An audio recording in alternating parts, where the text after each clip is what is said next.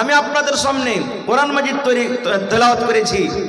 আল্লাহ তাবারাক ওয়া তাআলা সে আয়াতটা থেকে বলছেন, ইয়া আইয়ুহাল্লাযীনা আমানু। কি হচ্ছে রে ভাই? আল্লাহ রাব্বুল আলামিন বলেন, ইয়া আইয়ুহাল্লাযীনা আমানু কু আনফুসাকুম ওয়া আহলিকুম নারা। माइक में थोड़ा आवाज दीजिएगा, माइक में थोड़ा आवाज बढ़ाइए। আল্লাহ রাব্বুল আলামিন আয়াতটাতে বলেন, হে ঈমানদার বান্দা বান্দি তোমরা শোনো। আল্লাহ রাব্বুল আলামিন এই আয়াতে বেঈমানকে ডাক দেন না, আল্লাহ রাব্বুল আলামিন ধোঁকাবাজকে ডাক দেন না, আল্লাহ রাব্বুল আলামিন মদখোরকে ডাক দেন না, আল্লাহ রাব্বুল আলামিন মিথ্যাকারীকে ডাক দেন না। আল্লাহ রাব্বুল আলামিন ঈমানদার বান্দা বান্দীদেরকে ডাক দিচ্ছেন যে এক আল্লাহকে বলে স্বীকার করেছেন, নবীর প্রতি ঈমান এনেছেন, আখিরাতের প্রতি ঈমান, যারা জান্নাত জাহান্নাম বলে বিশ্বাস করেছে। আল্লাহ রাব্বুল আলামিন আপনাদের মতো ঈমানদার বান্দা বান্দীদেরকে ডাক দিচ্ছেন। আল্লাহ ঈমানদার বান্দা বান্দীদের প্রতি কত ময়ে কত দয়া। ওরে সুবহানাল্লাহ, ঈমানদার বান্দা বান্দি যেন জাহান্নামের ভিতরে না চলে যায়, ঈমানদার বান্দা বান্দিরা যেন জাহান্নামের আগুনে না জ্বলে। এই জন্য আল্লাহ রাব্বুল আলামিন ঈমানদার বান্দা বান্দিদেরকে ডাকতে বললেন কি, হে ঈমানদার বান্দা বান্দি শোনো রে, কু আনফুসাকুম, তুমি নিজে বাঁচো, তুমি নিজে বাঁচো, তোমার নিজের নফসকে বাঁচাও। কু আনফুসাকুম ওয়া আহলিকুম, তুমি নিজে বাঁচো এবং তোমার পরিবারকে বাঁচাও, তোমার বেটাকে বাঁচাও, তোমার বেটিকে বাঁচাও, তোমার মাকে বাঁচাও, তোমার আব্বাকে বাঁচাও, তোমার ছেলেকে বাঁচাও, তোমার মেয়েকে বাঁচাও, তোমার ভাইকে বাঁচাও, তোমার পরিবারকে বাঁচাও। কি থেকে বাঁচাও? আল্লাহ রাব্বুল আলামিন বলেন, নার, জাহান্নামের আগুন থেকে বাঁচাও। কত সুন্দর করে আল্লাহ বলছেন, হে ঈমানদার বান্দা বান্দীরা, তুমি এবং তোমার পরিবারকে কি থেকে বাঁচাও? জোরে বলেন, আর একটু জোরে বলেন, জাহান্নামের আগুন থেকে বাঁচাও। আচ্ছা বলেন তো ভাই, আমরা কি দু চোখে জান্নাত দেখেছি? একটু কথা বলেন, জান্নাত দেখেছি? আমরা দু চোখে কি জাহান্নাম দেখেছি? জাহান্নাম কেহ দেখেনি গো। কিন্তু আল্লাহ তাআলা বলেন, হে ঈমানদার বান্দা বান্দি, আমি নেককার মানুষের জন্য জান্নাত তৈরি করেছি। আর এমনই জান্নাত দু চোখে দেখা দূরের কথা, মানুষ অনুভব করতে পারবে না অন্তরে যে জান্নাতটা হবে কেমন। এমন জান্নাত আমি তৈরি করেছি, কেউ দেখেনি। এবং জাহান্নামটা হলো খুবই ভয়ঙ্কর জায়গা, কঠিন জায়গা। কেমন কঠিন জায়গা? আচ্ছা আপনি বলেন তো, আল্লাহ এখানে জাহান্নামের আগুন থেকে বাঁচতে বললেন। আজকে যদি আপনি একটা চেরাগ ধরিয়ে দেন, চেরাগ তো বাড়িতে আছে, এখন না থাক, দেখেছেন চেরাগ, মোমবাতি দেখেছেন, জ্বালিয়ে দিলেন। এবার যদি আমি বলি যে হাজি ভাই, আপনার এই হাতখানটাকে কিংবা লোকটাতে 1 মিনিট পর্যন্ত এরকম করে ধরে থাক চেরাগ চালিয়ে, পারবো আমরা কেউ? কথা বলেন, পারবো? পারবো না। যদি বলি 8 মিনিট 30 সেকেন্ড ধরে থাকেন, পারবো ভাই? পারবো কি? কেন পারবো না? হাত জ্বলে যাবে, হাত জ্বলে যাবে। আল্লাহ রাব্বুল আলামিন বলেন, হে ঈমানদার বান্দারে, জাহান্নামের ভিতরে আছে আগুন, জাহান্নামের ভিতরে আছে আগুন। আল্লাহ বলেন, বান্দারে তুমি এবং তোমার পরিবারকে জাহান্নামের আগুন থেকে বাঁচিয়ে নাও। এবার বলে, বন্ধুরে আমার মাওলানারা বসে আছেন, জিজ্ঞাসা করবেন, আল্লাহর নবী বলেছেন আল্লাহ রাব্বুল আলামিন ৭০ ভাগ আল্লাহ আগুন তৈরি করেছেন। এই দুনিয়াতে যেটা ভাগ আগুন আছে, এরকম করে করে ৭০ ভাগ আগুন আল্লাহ রাব্বুল আলামিন তৈরি করেছেন। ৭০ ভাগ আগুনের মধ্যে ৬৯ ভাগ আল্লাহ রাব্বুল আলামিন জাহান্নামের ভিতরে রেখেছেন। আর 1 ভাগ আগুন আল্লাহ রাব্বুল আলামিন দুনিয়াতে দিয়েছেন। 1 ভাগ আগুনের যদি এত দাম হয়, 1 ভাগ আগুনের যদি এত ভোল্টেজ হয়, 1 ভাগ আগুনের যদি এত তাপ হয়, যে আগুন যদি আমাদের হাতে লেগে যায়, হাত কিন্তু ফোঁসা পড়ে যায়, হাত আমাদের জ্বলে যায়। যে আগুনের ভিতরে আমরা 1 মিনিট পর্যন্ত নিজের হাত খানটাকে দিতে পারবো না। 1 ভাগ আগুনের যদি এত তাপ হয়, ওরে সুবহানাল্লাহ, আল্লাহ বলেন, বান্দারে তুমি 1 ভাগ আগুন দুনিয়াতে তুমি এত সহ্য করতে পারো না, তার তাপ আমি আল্লাহ রাব্বুল আলামিন 69 ভাগ আগুন জাহান্নামের ভিতরে রেখেছি। আল্লাহ মানুষকে ডাকতে বলে, বান্দারে তোমাদের প্রতি আমার মায়া আছে, রে বান্দা, তোমাদের প্রতি আমার দয়া আছে, তোমরা জাহান্নামের ভিতরে জ্বলবে, আমি আল্লাহ সহ্য করতে পারবো না। এই জন্য ইমানদার বান্দা বান্দি, তুমি এবং তোমার পরিবারকে জাহান্নামের আগুন থেকে বাঁচিয়ে নাও। কেন? আল্লাহ তাআলা বলছেন ওয়াকুদুহান নাস ওয়াল হিজারা, জাহান্নামের লোকই হবে কে? মানুষ এবং পাথর। পড়েন সুবহানাল্লাহ, জোরে পড়েন সুবহানাল্লাহ। জাহান্নামের লোকরে কি হবে? মানুষ এবং পাথর। আপনারা বলবেন হাজী মাওলানা, মানুষ নেই জ্বলে পড়ে ছাই হয়ে যাবে, পাথর কি পুড়ে জাহান্নামের ভিতরে? আজ থেকে মোটামুটি 15 দিন মাস আগে মোবাইলে দেখেছেন আমেরিকাতে আগুন লেগেছিল, দেখেছেন? আগুন লেগেছিল, আপনারা মোবাইলে দেখেছেন? ওরে সুবহানাল্লাহ, নিজ চোখে চোখে দেখেছেন 5 তলা 15 তলা 50 তলা 20 তলা করে বড় বড় বিল্ডিং ধসে গেল, জ্বলে গেল, পুড়ে ছাই হয়ে গেল। আমরা যখন আয়াতটা পড়ি তখন মনে মনে ভাবতাম, আল্লাহ রে, পাথর কেমন করে পড়বে, আল্লাহ ইট কেমন করে পড়বে, পাথর করে করে পড়বে। ওরে সুবহানাল্লাহ, আজকে 15 দিন 20 দিন আগে আমেরিকাতে আগুন লাগাতে দেখে নিলাম। দুনিয়ার এক ভাগ আগুনে যদি দুনিয়ার পাথরকে যদি পুড়িয়ে ছাই করতে পারে, তাহলে যে আগুন জাহান্নামের ভিতরে 69 ভাগ রয়েছে, বলেন সেই আগুনের তাপ আরো কত হইতে পারে? পারে কি পারে না? সুবহানাল্লাহ। সেই আগুন থেকে আল্লাহ তাবারাক ওয়া তাআলা বাঁচতে বলছেন। দুটা এখানে পয়েন্ট আছে। আল্লাহ প্রথমে নিজেরা বাঁচতে বলছেন, তারপরে নিজের ছেলে মেয়েকে বাঁচতে বলছেন। ছেলে মেয়েকে কেমন করে বাঁচাবো আমরা, নিজে কেমন করে বাঁচবো? আমি 2-4টা পয়েন্টের কথা বলবো। ভাই আমার, দুনিয়াতে আল্লাহ রাব্বুল আলামিন এমনই মহিলা দান করেছেন, নেককার দিনদার, সে মহিলা আল্লাহর জান্নাতে যাবে, কিন্তু তার স্বামী, তার হাজবেন্ড, তার পেতে পাতি আল্লাহর জাহান্নামে যাবে। এরকম আছে না নাই? আপনারা জানেন দুনিয়াতে সব থেকে জালিম জাবের বাদশাহ ফেরাউন, নাম শুনেছেন? ফেরাউন সব থেকে বড় বাদশাহ, গোটা পৃথিবীতে তার সমান জালিম বাদশাহ আল্লাহ রাব্বুল আলামিন কিয়ামত পর্যন্ত আর দিবেন না। এত জালিম বাদশাহ ছিল, যেই বাদশাহ নিজে আল্লাহ দাবি করেছিল, আমি হলাম রব, আমি হলাম আল্লাহ, আমি হলাম রব, তোমরা আমার পূজা করো। এই মুসলমান, এবারে ফেরাউনের স্ত্রী আসিয়া এবারে ফেরাউনকে বলল, ফেরাউন, তোমাকে আমি আল্লাহ মানবো না, তোমাকে আমি রব মানবো না, তোমাকে আমি আল্লাহ মানবো না। এই মুসলমান, এবারে ফেরাউন বলতে লাগলো, আসিয়া রে, আমি হলাম স্বামী তোমার, আর তুমি হলে আমার বিবি, কেন তুমি আমার কথা মানবে না? গোটা দুনিয়ার মানুষ আমাকে রব মানে, গোটা দুনিয়ার মানুষ আমাকে আল্লাহ মানে, তুমি কেন আমাকে আল্লাহ মানবে না? এইবারে আসিয়া কে বলেছিলেন, এই ফেরাউন, গোটা পৃথিবীর মানুষ তোমাকে আল্লাহ মানতে পারে, রব মানতে পারে, কিন্তু আমি তোমার বিবি, স্বামী হিসাবে তোমার আমি খেদমত করব, স্বামী হিসাবে তোমার আমি কথা মানব, স্বামী হিসাবে যেটা হক সেটা আমি আদায় করব।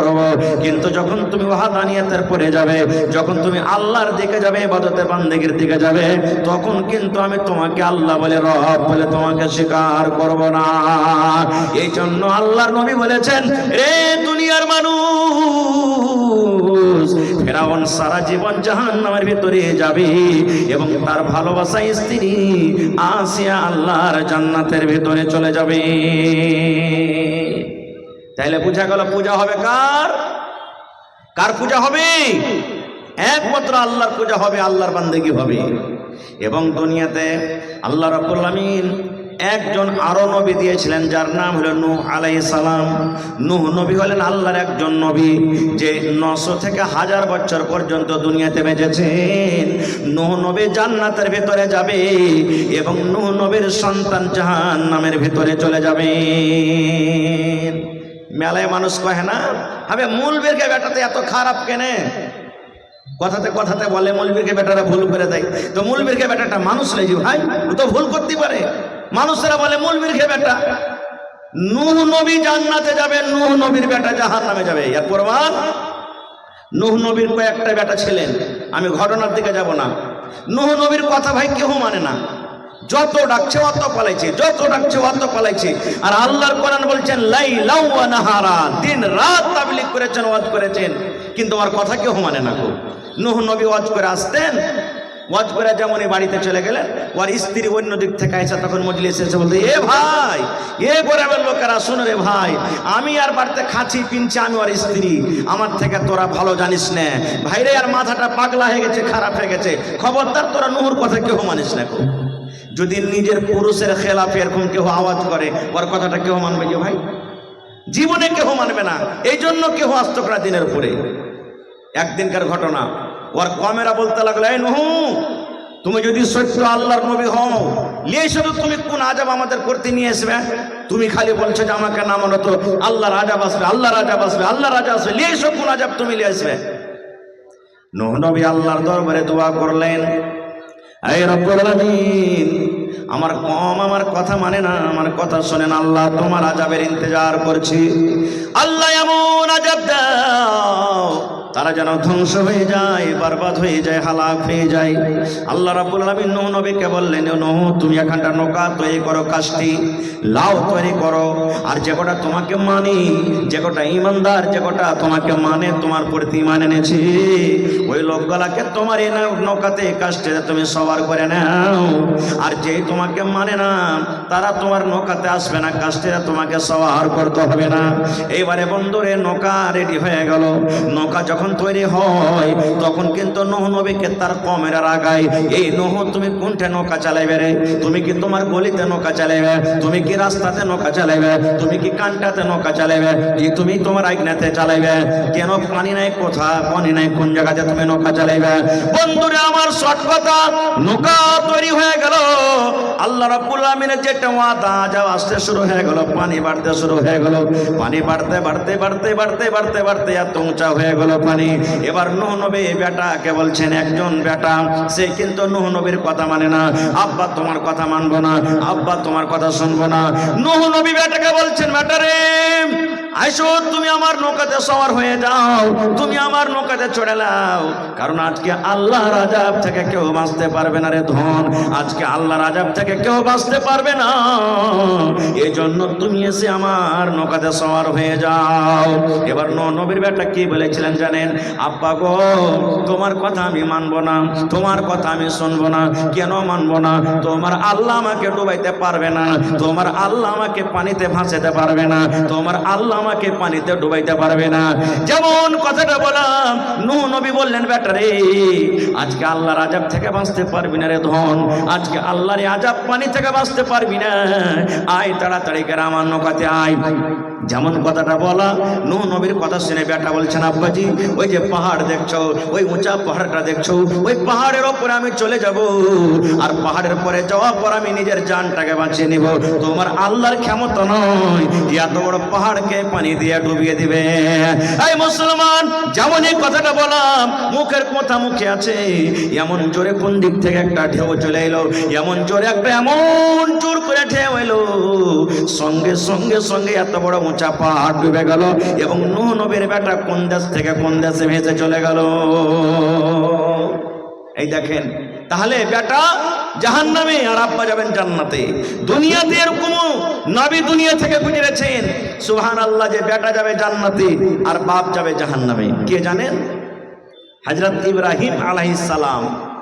হযরত ইব্রাহিম আলাইহিস সালাম, ইব্রাহিম হলেন একজন নবী, আর তার আব্বা আজার নিজের হাতে মূর্তি বুতকে তৈরি করত আর বাজারে বিক্রি করত। নূহ নবী, ইব্রাহিম নবী বাপকে কত দাওয়াত দিয়েছেন, তাবলীগ করেছেন, কিন্তু তার আব্বা কথা মানেনি। আল্লাহ রাসূল বলেছেন, ইব্রাহিম নবী জান্নাতের ভিতরে যাবে, আর তার আব্বা জান যাবে কোথায়? জাহান্নামের ভিতরে চলে যাবে। ভাই আমার, আল্লাহ তাবারক ওয়া তাআলা এই জায়গাতে বলছেন, হে ইমানদার বান্দা বান্দি শোনো, শুধু তোমাকে বাঁচলে হবে না, তুমি নামাজ পড়ছো, তুমি রোজা রাখছো, তুমি হজ করছো, তুমি যাকাত দিছো, তোমার ছেলেরা মদ পান করছে, তোমার ছেলেরা জুয়া খেলছে, তোমার ছেলেরা বেনমাজি আছে, তোমার ছেলেরা এদিক ওদিক রাস্তাতে ভটকে আছে, তাহলে তুমি বাঁচো আর তোমার পরিবারকে বাঁচাও। এবার কেমন করে বাঁচবো আমরা? কেমন করে বাঁচবো? ছেলে মেয়েকে বাঁচাতে গেলে প্রথমে নিজে বাঁচতে হবে, নিজে বাঁচতে হবে আমাদেরকে। কিন্তু কেমন করে বাঁচবো আমরা ভাই? বাঁচতে গেলে সর্বপ্রথম আমাদেরকে নেক আওলাদ আল্লাহর কাছে চাইতে হবে। নেক সন্তান আমাদেরকে চাইতে হবে। কেমন নেক সন্তান চাইতে হবে? আজকে আপনার ছেলে হয় না, আমার ছেলে হয় না, 10 বছর 15 বছর বিয়ে হওয়া হয়ে গেল, সন্তান হয় না, আল্লাহর কাছে দোয়া করছি, আল্লাহ জি একটা ছেলে গেলা দাও না আল্লাহ। রাত দিন নামাজ পড়ে আঁচল পেতে পেতে আমার মায়েরা দোয়া করবেন, আল্লাহ একটা ছেলে গেলা দাও না, আল্লাহ একটা ছেলে দাও। শুধু ছেলে চাহাছি, ছেলে চাহে শুধু যথেষ্ট নয়, ছেলে চাহাটাই খুব বড় নয়, ছেলে চাহার মতন চাইতে হবে। কেমন চাইতে হবে?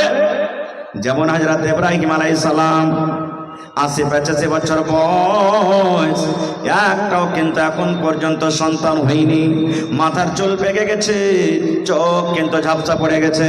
ওরে আল্লাহ, বয়স ৮০-৮৫ বছর হয়ে গেছে, এরকম বয়সে ইব্রাহিম নবী আল্লাহর দরবারে দোয়া করছেন, রব্বে হাবিলি মিনাস সালিহিন। এই আল্লাহ, আমি তোমার নবী ইব্রাহিম দোয়া করছি, আল্লাহ আমার বয়স ৮০-৮৫ বছর হয়ে গেছে, আল্লাহ এখন পর্যন্ত একটা সন্তান হয়নি, রব্বুল আমিন তুমি আমাকে একটা সন্তান দাও, তুমি আমাকে একটা ছেলে দাও, তুমি আমাকে একটা সন্তান দাও। কেমন সন্তান দাও আল্লাহ? সেই সন্তান যেন নেককার হয়, সেই সন্তান যেন দিনদার হয়, সেই সন্তান যেন মুত্তাকি হয়, সেই সন্তান যেন পরহেজগার হয়, সেই সন্তান যেন সালেহ হয়, সেই সন্তান যেন আল্লাহ গায়ের সালেহ না হয়। দোয়া করছেন একজন নবী, আল্লাহ তুমি আমাকে যে সন্তান দিবে সন্তানটা নেকটাও সন্তান। আর আমরা দোয়া করব কি? আল্লাহ সন্তান দাও। তো দুটাতে পার্থক্য হলো না? হলো না ভাই? পার্থক্য হলো না? হলো না? আল্লাহর কাছে যখন সন্তান চাইবেন তো নেক সন্তান চাইতে হবে। নেক সন্তান চাইতে গেলে কি হবে জানেন? আর আপনার যদি সন্তানটা নেক হয় তা আপনার জন্য কত লাভ আছে, সুবহানাল্লাহ। আল্লাহ রাসূল বলেছেন, ইজা মাতাল ইনসান, মানুষ যখন মরে যায় সমস্ত আমল তার বন্ধ হয়ে যায়। দুনিয়াতে বেঁচে আছেন, নামাজ পড়বেন নেকি পাবেন, রোজা রাখবেন নেকি পাবেন, তেলাওয়াত করবেন নেকি পাবেন, দান করবেন নেকি পাবেন, হজ করবেন নেকি পাবেন। আল্লাহ রাসূল বলেছেন, উম্মত যতদিন মানুষ বেঁচে আছে ভালো আমল করলে নেকি আছে, কিন্তু লোকটা যখন মরে যাবে, মরে যাওয়ার সাথে সাথে সমস্ত আমল কিন্তু তার বন্ধ হয়ে যায়। নামাজ পড়ে নেকি হজলো, নামাজ পড়তে নেকি পেতেন, মত হয়ে গেল, নেকি বন্ধ হয়ে গেল। রোজার মাসে রোজা রাখলে নেকি হতো, মত হয়ে গেল, আপনার নেকি বন্ধ হয়ে গেল। তেলাওয়াত করছিলেন নেকি পাওয়া যেত, মত হয়ে গেল, নেকি বন্ধ হয়ে গেল। কিন্তু নবী বলেছেন, উম্মত রে, তিনটা আমল এমন আছে উম্মত, তিনটা নেকি এমন আছে, তিন প্রকার আমল এমন আছে, তুমি কবরের ভিতরে চলে যাবে, তুমি মরে যাবে, তোমার মত হয়ে যাবে, কিন্তু উম্মত রে কিয়ামত পর্যন্ত তোমার কবরে নেকি জারি থাকবে, তোমার ওই নেকি আল্লাহ রাব্বুল আমিন বন্ধ করবেন না। অনলাইন তোমার কবরে নেকি ঢুকতে থাকবে, অনলাইন তোমার কবরের ভিতরে নেকি যেতে থাকবে। তিনটা আমল এমন আছে মরার পরও কিন্তু আপনার ওই কবরে নেকি যেতে থাকবে, বন্ধ হবে না কোনোদিন। বলবেন জি তিনটা আমল বন্ধ হবে না? না। কি আমলটা? এক নম্বরে নবী বলেছেন সাদকায়ে জারিয়া। সাদকায়ে জারিয়া কাকে বলে? এই যে দেখেন এত সুন্দর সুন্দর মাদ্রাসা আপনারা করে রেখেছেন, এটা হলো সাদকায়ে জারিয়া। 1 টাকা দিয়েছেন, 1000 দিয়েছেন, 1 মোট চাল দিয়েছেন, আপনি একদিন কাম করে দিয়েছেন। আল্লাহুস সামাদ, এই মাদ্রাসা যতদিন কায়েম আছে কায়েম থাকবে। আপনি কবরে চলে যাবেন, মাদ্রাসাতে পড়ালেখা হবে, কোরআন পড়া হবে, দিনের পড়া হবে, দোয়া হবে। আপনার এই তৈরি করা মাদ্রাসাতে পড়ালেখা করবে ছেলেরা, ওরা জানে কি পাবে, আল্লাহ রাব্বুল আমিন আপনার কবরে কিন্তু নেকি জারি করে দেবেন। মসজিদ আপনি বানিয়ে চলে গেছেন, মসজিদে যতদিন লোক নামাজ পড়বে মসজিদ কায়েম থাকবে। আপনি কবরে চলে গেছেন, আল্লাহ রাব্বুল আমিন আপনার কবরে কিন্তু অনলাইন নেকি দিয়ে দিবেন। আপনি কোনো ইয়াতিম বাচ্চাকে, মাদ্রাসার কোনো গরিব ছেলেকে আপনি 10 টাকা দিয়ে দিয়েছেন, আপনি একটা জামা কিনে দিয়ে দিয়েছেন, আপনি একটা লুঙ্গি গালা কিনে দিয়ে দিয়েছেন। কোনো বাচ্চাকে চাপ্পাল নাই ময়া হয়েছে, আরে এটা গরিবের বাচ্চা, আমি একটা চাপ্পাল গালা দিয়ে দিই। ওরে সুবহানাল্লাহ, কত গরিবের বাচ্চা আছে মাসে 300 টাকা 400 টাকা খোরাকে ফিস জুটে না। আপনি বাচ্চাটাকে যারা বলছেন, বাবুরে তোমার 1 মাসের খোরাকের ফিস আমি 300 টাকা তোমাকে দিয়ে দিলাম, বাবুরে 1 সাইড তোমাকে পায়জামা আমি দিয়ে দিলাম। এই যে আপনার দেওয়া টাকাতে যদি কোনো বাচ্চা হাফেজে কোরআন হয়ে যায়, যদি কোনো বাচ্চা আলিম দিনদার, আলিম নেককার দিনদার যদি আলিম হয়ে যায়, ওরে সুবহানাল্লাহ, আপনি কবরে চলে যাবেন, আল্লাহ রাব্বুল আমিন ওই ছেলেটাকে যে আপনার আপনার দুয়াতে, আপনার মেহনতে, আপনার টাকাতে আল্লাহ কামিয়াব করলেন, ওই নেকিটা আল্লাহ রাব্বুল আমিন আপনার কবরে জারি করে দেবেন। তারপরে 2 নম্বরে রাসূল বলেছেন, ওরে সুবহানাল্লাহ, ওয়ালাদুন সালিহুন ইয়াদউ লাহু, নেক সন্তান, নেক আওলাদ দুনিয়াতে ছেড়ে গেছেন। একটা বেটাকে নেককার করে গেছেন, বেটিকে নেককার করে গেছেন, বেটিকে দিনদার করেছেন, বেটা দিনদার করেছেন, আপনি কবরে চলে যাবেন রে বন্ধু। ওই বেটা যখন আপনার জন্য দোয়া করবে, আয় রব্বুল আমিন, জানি না আমার আব্বা জান দুনিয়াতে কি গুনাহ করেছেন, কি আমল করেছে আল্লাহ জানি না, তুমি জানো, আমি জানি না। মা, ওরে আল্লাহ কবরে চলে গেছেন, বেটি দোয়া করবেন রব্বুল আলামিন, আমার মা কবরে চলে গেছেন, আব্বা কবরে চলে গেছেন রব্বুল আলামিন, আমি বেটি হয়ে তার জন্য দোয়া করি, আল্লাহ আমার আব্বা মায়ের জীবনে যদি কোনো গুনাহ হয়ে থাকে, ছোট বড় সাগিরা কাবিরা, আয় রব্বুল আমিন, আমরা তার সন্তান হয়ে দোয়া করি, আল্লাহ তুমি আমার আব্বা মায়ের জীবনের গুনাহ খাতাকে আল্লাহ মাফ করে দাও, আল্লাহ আমার মা বাবার কবরে তুমি জান্নাতের বিছানা দিয়ে দাও, আল্লাহ মা বাবার কবরকে তুমি নূর দিয়ে মানাও করে দাও। যখন নিজের সন্তানেরা এরকম ভাবে দোয়া করবে, আল্লাহ রাব্বুল আমিন ফেরেশতাকে বলবেন, ফেরেশতা রে, ওর নেককার সন্তান, নেককার আওলাদেরা দোয়া করেছে রে ফেরেশতা, যা যা যা যা, আমি আল্লাহ রাব্বুল আমিন আদেশ করি ওই নেককার ছেলে এবং মেয়ের ওই দোয়াটাকে আল্লাহ রাব্বুল আমিন আদেশ করবেন কবরের ভেতরে দিয়ে দাও। শুধু তা নয়, আপনার ছেলে আপনার মেয়েরা যদি আপনার জন্য দান করে, যখন আপনার জন্য দান করবে, নাম ধরে ধরে দান করবে, আল্লাহ রাব্বুল আমিন বলবেন, বান্দারে যা, তার নেককার সন্তান ছেলে মেয়েরা দান করেছি, যারে যা যা, ওই ছেলে এবং মেয়ের দানটাকে তোমরা কবরের ভেতরে পৌঁছে দাও। নারে তাকবীর। আচ্ছা আচ্ছা ভাই আমার, এই দেখেন নেককার সন্তান থাকলে দোয়া করবে, আর যদি ছেলেটা জুয়ারি হয়, ছেলেটা যদি শরাবি হয়, ছেলেটা যদি বদমাশ হয়, তাহলে তো নিজেই জানবে না নিজের জন্য করতে, তো মা বাবার জন্য কেমন করে করবে ভাই, কেমন করে করবে মা বাবার জন্য? এই জন্য ছেলে যখন চাইতে হবে আল্লাহর কাছে, প্রথমে নেককার ছেলে চাইতে হবে, দিনদার ছেলে চাইতে হবে, আল্লাহর কাছে দোয়া করতে হবে, আল্লাহর কাছে কান্না কান্না দোয়া করতে হবে, আল্লাহ তুমি আমাকে নেককার দিনদার ছেলে দাও। দুনিয়াতে আপনাকে ভালো খাওয়াইতে না পারুক, দুনিয়াতে আপনাকে ভালো পিন্ডাতে না পারুক, দুনিয়াতে গরিবি হালাতে কাটুক, কিন্তু মরার পর তো আপনার আখিরাতটা ভালো হবে, মরার পর তো আপনার আখিরাতটা ধন্য হবে। এই জন্য আল্লাহর কাছে যখনই দোয়া করবেন, নেককার সন্তান আল্লাহ তাবারক ওয়া তাআলার কাছে চাইতে হবে। কিন্তু আফসোস, আজকে আমরা ছেলেটাকে আমরা নেককার বানাইতে পারি না। আমরা কি করছি, যেমন এই ছেলেটার বয়স 5 বছর, 7 বছর, 8 বছর হয়েছে, জানারে বেটা হাল বাইতে, জানারে বেটা ছাগল চড়াইতে, আরে ওয়ার বেটাটা সুরাত খাটতে গেছে, 30,000 টাকা মাস পেয়েছে, আর তুই খালি বাড়তি ঘুরে বেড়া।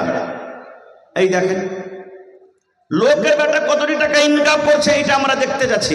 আচ্ছা আপনারা বলেন তো, আমাদের এই বিহারের আগেকার মুখ্যমন্ত্রী আপনারা সবাই জানছেন, নীতিশ কুমার, জনাব নীতিশ কুমার আগে লালু যাদব ছিলেন না?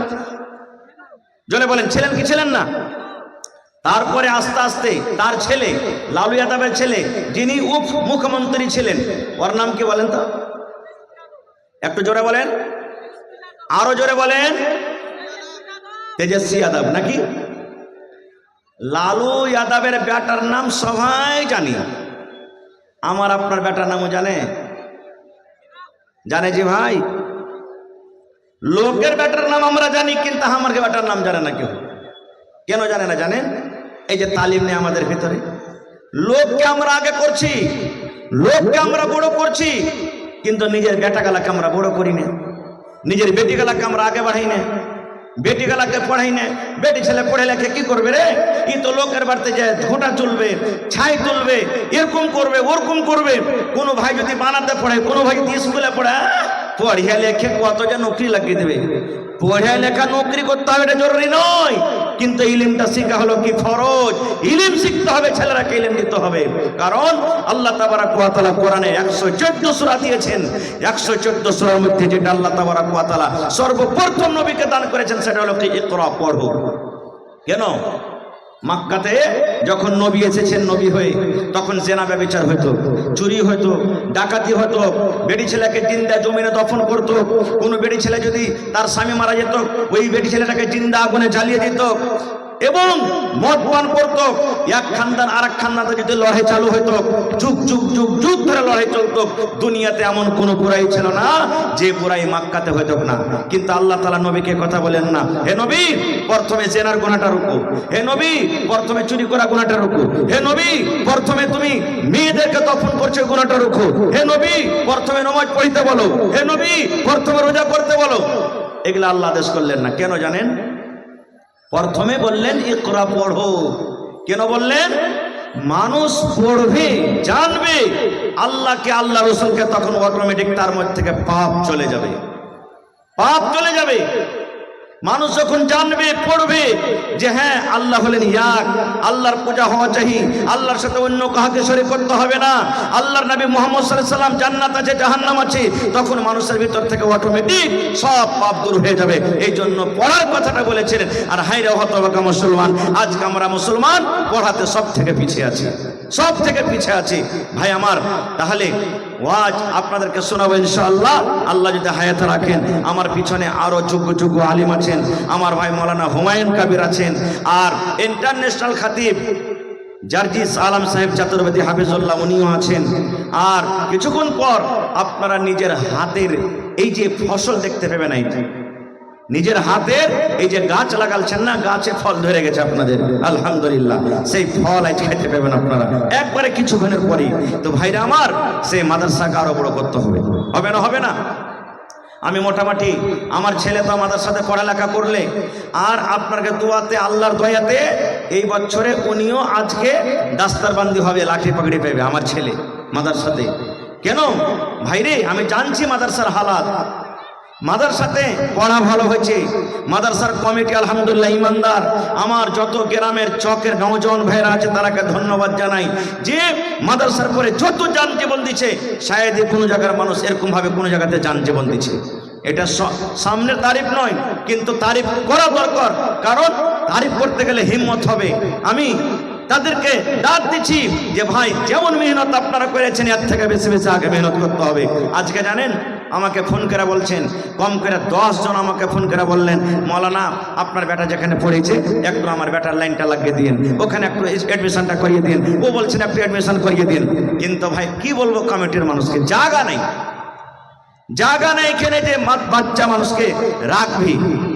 এই জন্য মাদ্রাসার সেক্রেটারি সাহেব আমাকে বললেন, মৌলানা মানুষ তো আলহামদুলিল্লাহ জান জীবন দিয়ে মানুষেরা মেহনত করছে, দান করছে, মাদ্রাসার প্রতি মহব্বত ভালোবাসা দেখিয়েছে।